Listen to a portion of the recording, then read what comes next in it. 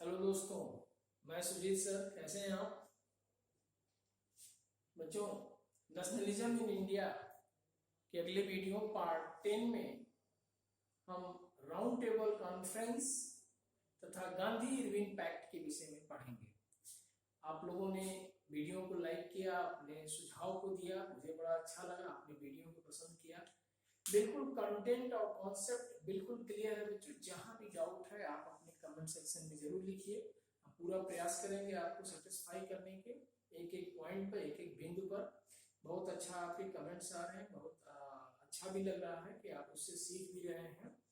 और आपको मैं बताऊं कि इसी तरह मैं कंटिन्यू वीडियो हर चैप्टर के देता रहूंगा। नेशनलिज्म इन इंडिया का ये जो 10वां वीडियो है इसमें खास तौर से राउंड टेबल कॉन्फ्रेंस और गांधी इरविन पैक्ट की बात करेंगे। इस वीडियो में हम देखेंगे कि राउंड टेबल कॉन्फ्रेंस इंग्लैंड के लंदन में आयोजित होता है। फर्स्ट राउंड टेबल कॉन्फ्रेंस नवंबर 1930 से जनवरी 1931 तक पहला राउंड टेबल कॉन्फ्रेंस चलता है। प्लेस लंदन का सेंट जेम्स पैलेस है। इसका उद्घाटन ब्रिटेन के राजा जॉर्ज पंचम ने किया और अध्यक्षता प्राइम मिनिस्टर रैमजे मैकडोनाल्ड ने किया। ब्रिटिश भारत से पार्टिसिपेंट्स, भारत के बहुत सारे लीडर हैं अलग अलग पार्टियों से, जैसे मुस्लिम लीग से मोहम्मद अली जिन्ना है, अपने डिप्रेस क्लास से दलित सभा से भीमराव अंबेडकर हैं, लिबरल एक तरह से कह सकते हैं उदारवादी विचारधारा उदारवादी दल से तेज बहादुर सप्रू है। किंतु जहां सिख ग्रुप के, हिंदू महासभा के हर ग्रुप के लोग यहां पर हैं, लेकिन भारतीय राष्ट्रीय कांग्रेस ने या उसका कोई भी मेंबर्स इसमें पार्टिसिपेट नहीं किया। और इसलिए इस राउंड टेबल कॉन्फ्रेंस का बहुत बड़ा महत्व भारतीय दृष्टिकोण से देखने को नहीं मिलता है। कारण कि एक बड़ी पार्टी का कोई भी लीडर जब कहीं पर किसी आंदोलन में, किसी मीटिंग में सहभागिता न हो तो वह आंदोलन मात्र एक सो कॉल्ड के सिवाय कुछ नहीं रह जाता है। इसका मेन ऑब्जेक्टिव था, they wanted to discuss about report of Simon Commission, SC in Simon Commission.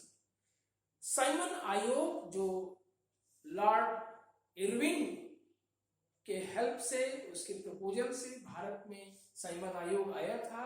Simon आयोग जो स्टैच्यूटरी आयोग थी, जो संवैधानिक सुधारों पे बात कर रही थी, लेकिन एक भी मेंबर भारतीय नहीं थे।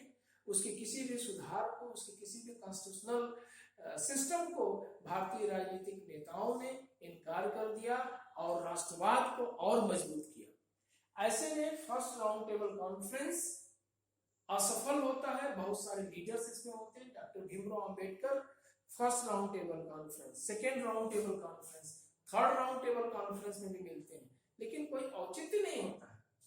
अंत में जब इरविन को इस बात का पता चलता है तो वह एक बड़ा स्टेप लेता है। महात्मा गांधी को जो मई 1930 में गिरफ्तार किए गए थे, उनकी बातों को मान करके गांधी इरविन पैक्ट होता है। इसे दिल्ली समझौता भी कहते हैं, क्योंकि ये पैक्ट दिल्ली में हुआ था। जनवरी 1931 में Gandhi ji once again decided to call off the movement. Gandhi considered to participate in second round table conference. Gandhi ji ने सविनय अवज्ञा आंदोलन बंद कर दिया। गांधी इरविन पैक्ट के बाद ध्यान दीजिएगा, सविनय अवज्ञा आंदोलन का 1931 में बंद इसलिए हुआ कि गांधी इरविन पैक्ट हुआ और इरविन ने जो गवर्नर जनरल था महात्मा गांधी जी की कई बातों को मान लिया। इसके बाद Gandhi ji second round table conference में इंडियन नेशनल कांग्रेस के रिप्रेजेंटेटिव बन करके भारत से जाते हैं, जबकि फर्स्ट राउंड टेबल कॉन्फ्रेंस में और थर्ड राउंड टेबल कॉन्फ्रेंस में कोई भी भारतीय जो इंडियन नेशनल कांग्रेस का मेंबर बनकर नहीं सम्मिलित हुआ था। जो भी मेंबर सम्मिलित थे वो हिंदू महासभा के रहे होंगे, सिख रहे होंगे, दलित सभा के रहे होंगे, मुस्लिम लीग के रहे होंगे, तमाम पार्टियों के, लेकिन इंडियन नेशनल कांग्रेस की सहभागिता मात्र सेकेंड राउंड टेबल कॉन्फ्रेंस में थी, जो 1931 में आयोजित की गई। महात्मा गांधी की पार्टिसिपेशन के बाद government agreed to release the political prisoners. जो राजनीतिक बंदियों को बंदी बना रखा था, गांधी जी की 11 डिमांड्स बहुत सारी बातें थी, ये भी बात थी, उनको रिहा करने के लिए एक्सेप्ट करता है। लेकिन आगे चलकर के ऐसी कई बिंदु होते हैं संवैधानिक सुधारों के संदर्भ में, एक तरह से हिंदू मुस्लिम यूनिटी को ब्रेक करना हो या डिवाइड एंड रूल की पॉलिसी को मजबूत करना हो, इसका आनंद लेने के लिए रैमजे मैकडोनाल्ड ने डॉक्टर भीमराव अंबेडकर को, जो डिप्रेस क्लास दलित क्लास एसोसिएशन के लिए सेपरेट इलेक्शन की मांग करते हैं। सेपरेट इलेक्शन मतलब पृथक निर्वाचन। पृथक निर्वाचन ये वही है जो गवर्नमेंट ऑफ इंडिया एक्ट में मुस्लिम लीग के द्वारा मुसलमानों को सेपरेट इलेक्शन मिला। वो सेपरेट इलेक्शन एक तरह से पाकिस्तान के, भारत पाकिस्तान के विभाजन की नींव पड़ा था।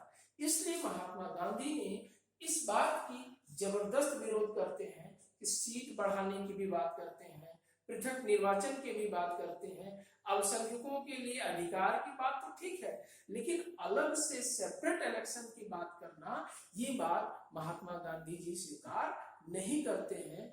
इसे हिस्ट्री में कम्युनल अवार्ड के रूप में जाना जाता है।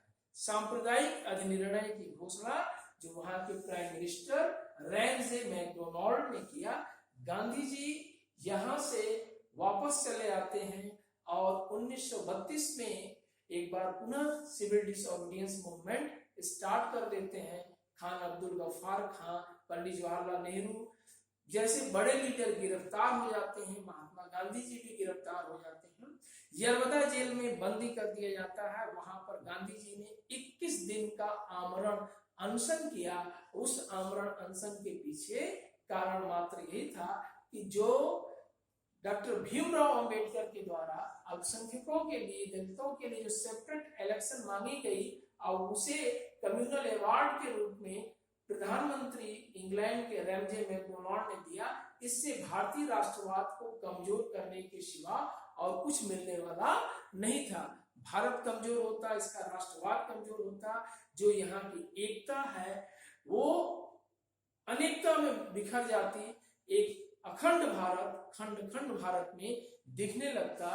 21 दिन के उपवास के द्वारा जब काफी एक तरह से पूरे देश में इस बात की विरोध हो रही थी, पंडित मदन मोहन मालवीय जो हिंदू महासभा के प्रतिनिधि थे, वो आगे बढ़ करके आते हैं, ऐसे तेज बहादुर सप्रू आगे बढ़ के आते हैं, बहुत सारे लीडर्स बढ़ के आते हैं और यरवदा जेल में मिलते हैं, बात होती है।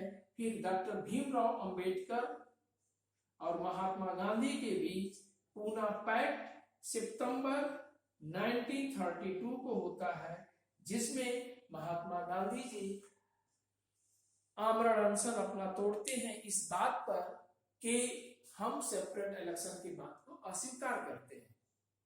डॉक्टर भीमराव अंबेडकर ने भी सेपरेट इलेक्शन छोड़ दिया, लेकिन दलितों के लिए जो 71 सीट थी उसे बढ़ा करके सीटों की संख्या 148 हो गई।